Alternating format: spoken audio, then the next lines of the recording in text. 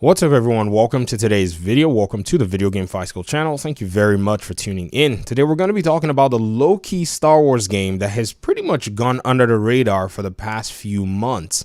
In fact, one of the really interesting things about this particular game is the ecosystem within which it's developed is one that I'm very much cognizant with, and I thought that I'll go ahead and ask some of you just a little bit about it on Twitter, and some of you said, you were interested in hearing a little bit more about it. Now, this Star Wars game has no title just yet. It has a few things going on, and we're going to walk through those things in this video today.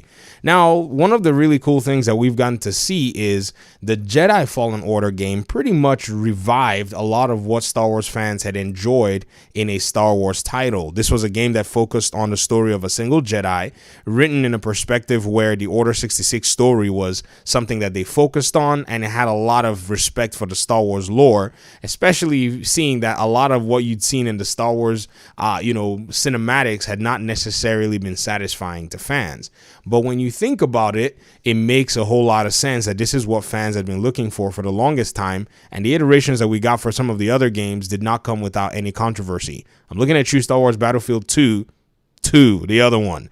All right. Now, this game is actually a Star Wars game that's being developed by Ubisoft's Massive. Ubisoft's Massive is a studio that knows how to churn out very beautiful games. Now, in terms of the systems and the mechanics, that is all up for interpretation. Having played Tom Clancy's The Division 1 and The Division 2, I can tell you for sure that they actually do have a lot of solid talent in that studio. In fact, this post came from Julian Garrity, and that was at the beginning of the year, January 1st, and he basically wished everybody a Happy New Year. Says, Happy New Year to you all. 2023 is going to be huge for us. Join the adventure. So my guess is this game is now entering a deeper phase of development where he is now talking a little bit more about it. Now, the reason you've also seen this game fly under the radar is because this is Ubisoft style, especially Ubisoft Massive style. They play things very low key until they are ready to start talking about the game. And I think right now this is kind of like a little tease from within the studio. And Ubisoft is not necessarily averse to advertising or marketing multiple games at the same time, so expect to see Avatar kind of lead and then this game kind of follow, because they're pretty much appealing to two different audiences. Now, what experience does Julian Garrity as the creative director bring to the table? One thing I like to discuss about video games is whoever the creative director is, in my opinion, very important to a project.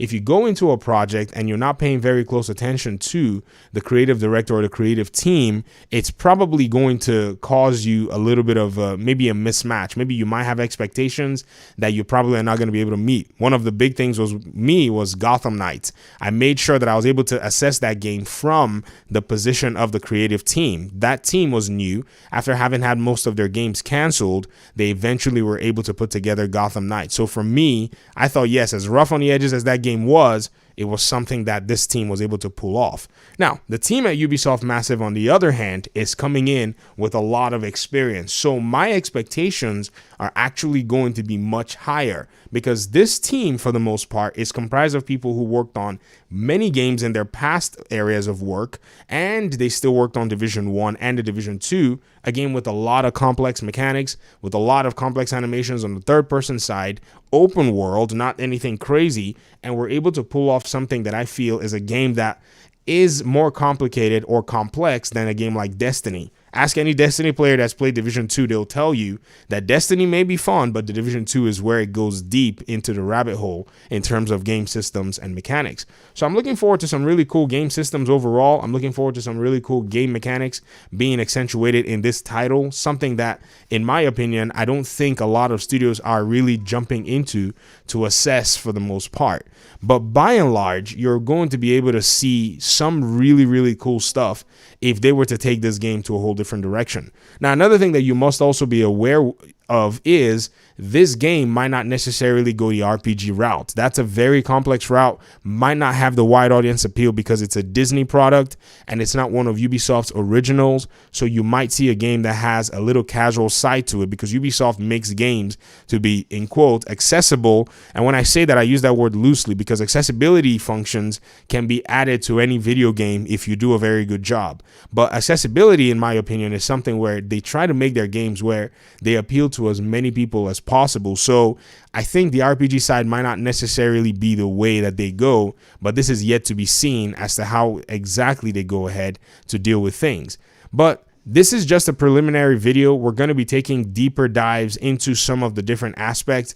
I'll be talking about some of the different developers that are working on this particular project, and also highlighting their work so that you can actually see exactly what it is that they're capable of. This is not just, you know, talking about, say, the team has experience or whatever. No. We're going to look into some of their games, some of their game mechanics. Like, there's a developer working on the Star Wars team. His name is Drew, and he pretty much is an AI designer and designed a lot of the AI for Tom Clancy's The Division. I'll show you some of his work and some of his presentations. I think there's a lot to be excited for. So stay tuned and keep in touch, and we'll be talking about this Star Wars game from Ubisoft Massive that seems to be approaching very soon. I don't know if it's coming out in 2023, but I can say at least that we're going to be getting some announcements here in the near future. Thanks for watching the video. I appreciate you guys' time and audience, and hopefully we'll talk pretty soon in another one. Peace out.